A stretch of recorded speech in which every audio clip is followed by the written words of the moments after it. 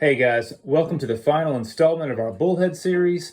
We ended our last video by wrapping up things on the train wheel side, and today we're going to jump right back into installing and positioning the hands and applying some finishing touches. With the movement completely reassembled, it's now time to reset the hands, and if you'll notice, I've gone ahead and swapped out that aftermarket Pogue crown that was attached, and of course the partial stem with the stem extender added to it. Just a mess of parts there, incorrect, and I don't like to use those stem extenders unless it's just absolutely necessary. But we've got a one-piece stem, the correct stem for this model, and of course this 6.5 millimeter crown, much larger you can see than the 5 millimeter that was previously attached. And of course this is it sits a little bit recessed. It's nice to have that little bit of extra diameter, much easier to grab, and it just fits the watch on the aesthetic a lot better, having that larger crown across where it contacts the watch on that very long lug area on the upper part of the Bullhead case. You can see the dial cleaned up pretty well. I think in the last portion we talked about what was actually what we're seeing when we see that glossy finish there, so I won't go into that any further, but we'll go ahead and get the hour and minute hands set. And I get lots of questions about how are we able to align the hands so that when we set them so that the day and date turn over at the correct time at midnight. And I'll show you how I like to align hands. I do it this way to serve two purposes, and I'll explain that as we go. But let's start with the hour hand, and then we'll go with the minute hand. I'm just going to use a hand press. Allows me to control the depth that the hand is set at, and that way I can ensure good clearance between the dial and the hour hand, and of course the hour and the minute hand. It's crucial that spacing be right for all of the hands. The hour and minute hand obviously need to clear the sub-register hands, and of course you want to have enough space over top of the minute hand that the chronograph sweep doesn't come into contact with the minute hand and remove paint like we saw on this minute hand along this area previously. So we'll begin just by setting the time so that it's just before midnight, and I'm just going to roll until I see that 15 start to turn into 16 just prior to midnight change. That's the easy answer as to how hands are aligned. I like to get it almost just in between the 15 and 16 that you can see that's almost rolling over, and then we'll lightly set the hour hand just with some tweezers. That's probably close to 5 minutes prior.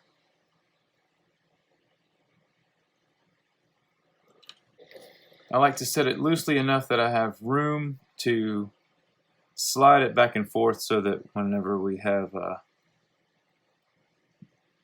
at the moment that the date rolls over to midnight, then I can just quickly position the hour hand at dead center of midnight, and then we'll press it down with the hand press to secure it in place. There we go. The date just rolled, and we'll slide this hand over.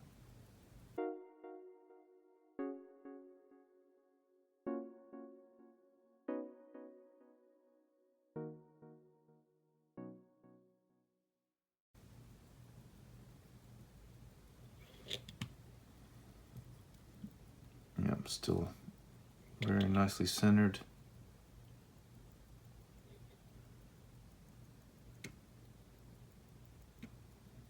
That's not going to go anywhere.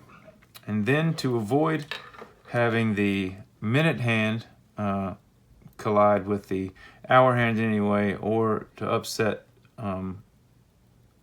how carefully we've positioned it, then I like to go ahead and move the hour hand to 6 o'clock.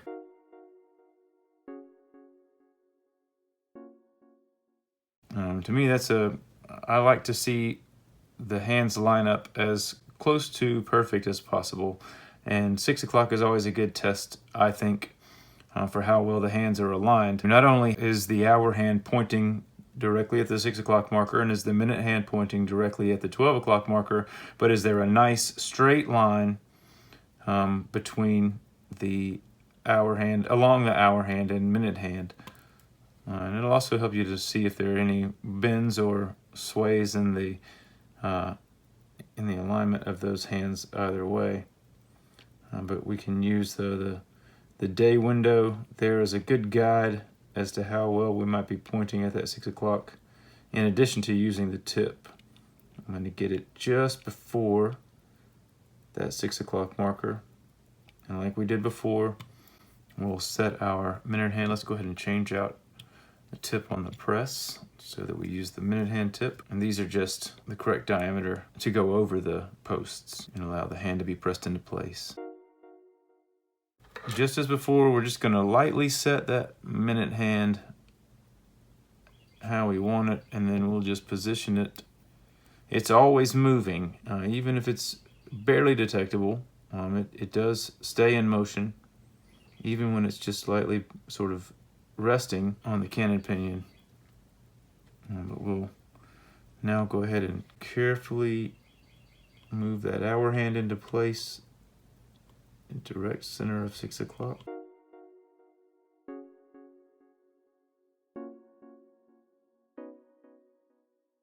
And we'll let that minute hand rest on that 12-hour luminous plot and move quickly to press it into place.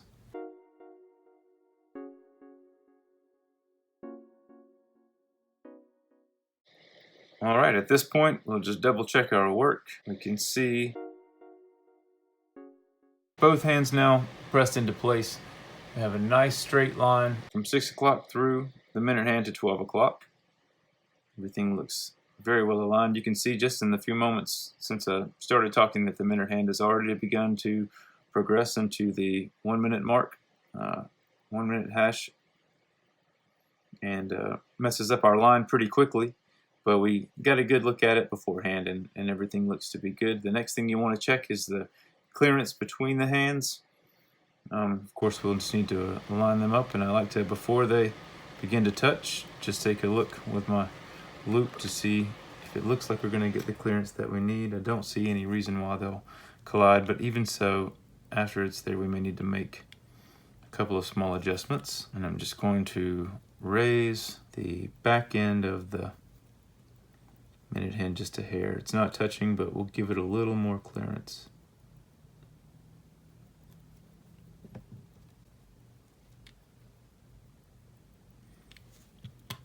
Almost too much. Let's bring that hand press back, and that will help us to make sure that that hand is secure without causing it to drop back down on top of the hour hand. That's just about perfect. And we'll check now to see how they align at the hours. That is clearly 7 o'clock. As we roll through, get a nice alignment at 8 o'clock, of course 9, and then of course the ultimate test is, do they line up at 12? I'd say that's pretty close to perfect. I'm happy with that. All right, and for the same reason that we didn't press our minute hand over top of the hour hand, I'll just move the hour and minute hands as out to the sides while we press the chronograph hand into place. And it's very easy to align if you're using the original chronograph hand, and it was a good fit to begin with. This one zeroed perfectly. As I mentioned before, that collet takes the shape of the post of the chronograph wheel the very first time it's pressed into place. It cannot just be mated with any other chronograph wheel from any other 61, 39, or 38 and expected to be reset to 0. It's going to align however that post was positioned when the original chronograph hand was pressed to it to 0 each individual watch, then that's the position of that hand and that wheel alone. They don't work across watches. So important to remember that. You can't just use any chronograph hand. Obviously, those collets can be shaped back to round and pressed onto a new chronograph wheel. A delicate procedure, to be sure. You want to reround the collet without removing any metal, and that can be a bit of a challenge. It takes quite a bit of practice to get that right, but not going to be an issue in this case. When we apply this chronograph hand, you'll see almost immediately I don't have to even do much to make sure it's aligned. Once I drop it onto the post, it's just going to need to be pressed into place, but it should 0 with the chronograph reset. It should just 0 automatically. It'll fall onto that post almost without much effort from me and align at 0. Obviously, there's a reason that they set this up this way. It's important for the longevity of the chronograph hand. There's quite a bit of force and torque that goes into slamming that chronograph hand back to 0 when you press the reset button. It's almost instantaneous. And with that flat edge along the inside of the sweep collet, and of course on that chronograph wheel, that edge gives a bit more grab, more bite on the collet to the chronograph post and chronograph wheel post, and will allow you to have those quick, snappy resets without causing much damage to the collet of the sweep hand. If it were round on round, eventually you'd probably have some loosening and you'd see some drift to the reset point of that chronograph hand eventually, where it might just slide around altogether. And even with having that flat side on the chronograph hand collet, there's still over time can be some drift that you'll see, because even the corners of those flat edges will begin to wear. A good practice, a good rule is to, if you've timed your event, you stopped your chronograph and made a note of whatever event you were timing, then just rather than reset from say 30 or 25 or 35 or even 20 and 40 minute markers, just start your chronograph again and let it get to pretty close to 0 within 5 seconds or so, and then stop your chronograph again and reset it. That will really extend the life of the chronograph hand. I know it seems like a lot to remember, maybe more work than you want to do, and also it's kind of fun to watch that hand snap back to 0 from anywhere on the dial. And of course, you're not going to hurt it to do that occasionally, but that's just if you're very particular and you always want it to line up perfectly to 0, the closer you reset it to 0, the less torque, the less force it's going to have exerted on it, and the longer it's going to last for future resets. All right, let's press that hand down and secure it in place. Right now, as you saw, it's just sort of fallen into place on the post, and now we're going to just press it down and make sure it's going to stay where it needs to. And with that secured, the best test is just to hit your reset button on your movement holder, and then just to make sure that the hand is secure. And what we'll also do is check the reset hammer. Yeah, that looks great. We'll check the reset hammer on the reverse side to make sure that it is meeting the hearts of the chronograph sweep, the sweep chronograph wheel and the minute recording wheel where it needs to. Both of those should align perfectly so that you have the heart, the flat side of the heart meets the flat side of the reset hammer perfectly aligned, so that you have a nice firm resetting of the minute hand. There's an adjustment screw. I can show you that in just a moment if we have to make any adjustments to the reset hammer, and we can make sure that everything zeroes exactly where it should every time, and we'll be just about done. Starting to look like a watch again.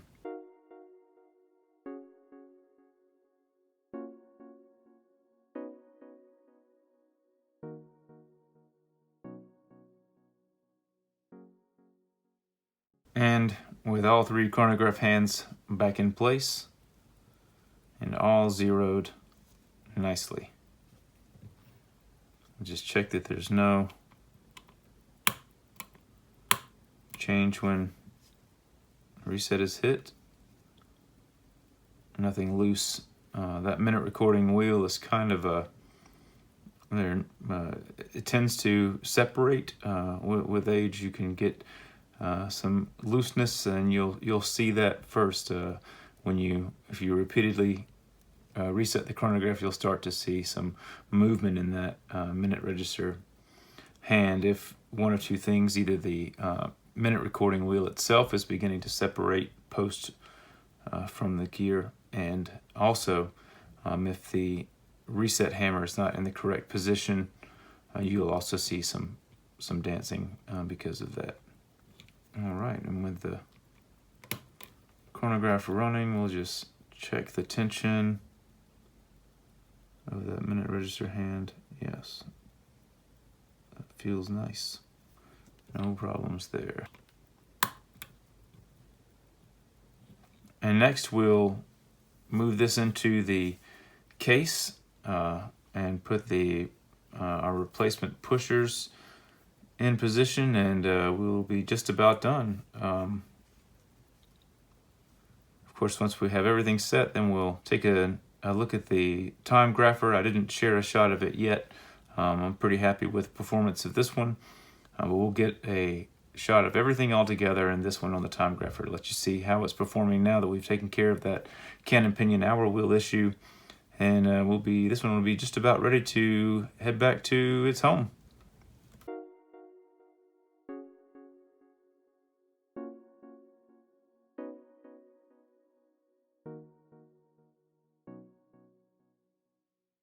The crown and stem are in place, and of course the new pushers, and I've applied some silicone grease to the gaskets to ensure a good water resistance, and of course that they move smoothly inside of the respective tubes. The movement spacing ring is in place, and of course the spring has also been placed on top of that as well. Other than that, I'm just going to check a couple of things for the tension on this. So you have your this tension spring fits over top of the reset hammer, and of course you want to make sure that you find a good balance of if it's too loose, then the hands will be sluggish getting back to zero, and of course too stiff, and it's a tremendous amount of undue pressure on all 3 of the at least the minute recording and chronograph sweep hand that can cause premature wear. So as we press, that's a pretty good feel there, but certainly we can loosen or tighten that just by, you can see there's a post on the reset hammer here that fits into a groove on this reset hammer spring, and it slides to the end. But that's a good feel there. I don't feel any need to make any adjustments there. That's nice. And of course then you want to check for shake on the minute recording wheel, and there should be just a little bit. You don't want it to be too firm. That can cause drift on that minute recording hand. Just a little bit to allow it some freedom of motion as it's reset, and of course but you want enough contact with the reset hammer that it resets to 0, and there's no play that would allow it to slip out of place. And of course that adjustment screw is here, where we can sort of move that hammer in or out depending. And of course we can also do the same with the clutch levers. An adjustment screw here allows for tension from the clutch, but I've already adjusted that one. It is in good shape. Everything here is great. The last thing to do would be to install the auto wind mechanism, but we're going to go ahead and just test everything on the time grapher before we do that, and let it run for a bit and see how it does before we do the final touches of adding the auto wind. All in all, very happy with how this one has come out.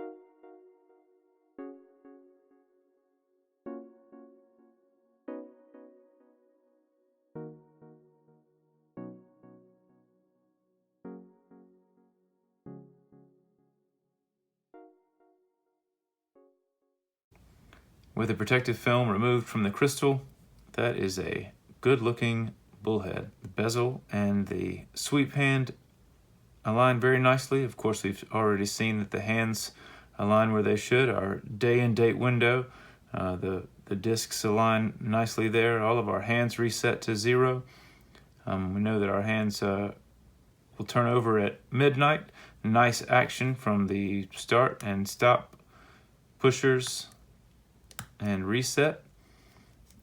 This is a very nice watch. I'm grateful for the opportunity to been able to bring this one back to its best, and I think our client will be pleased not only with the appearance of the watch but with the overall performance as well. Beautiful piece, and a great addition to any watch collection for that matter, but of course for the Seiko enthusiast it's a must-have, and really can come a long way from looking like it's been sitting in a drawer for 40 years to looking like it's ready for the wrist. We'll take a look at it on the time grapher, make sure everything is still running just as well as it can be. And of course, all that's left would be to reinstall the auto wind mechanism and make some notes on the inside of the case back as to what all I've done here. And then it'll be ready to head on home. I hope that you enjoyed this, that you were able to have some questions answered, maybe even have a few more come up, and then if you would like answers to those or would like to learn anything further, have any more in-depth questions, you can certainly comment below, or you can email us at service@hubcityvintage.com. Before we wrap up, we'll include some shots from the time grapher, and then this one will be all set to head on home.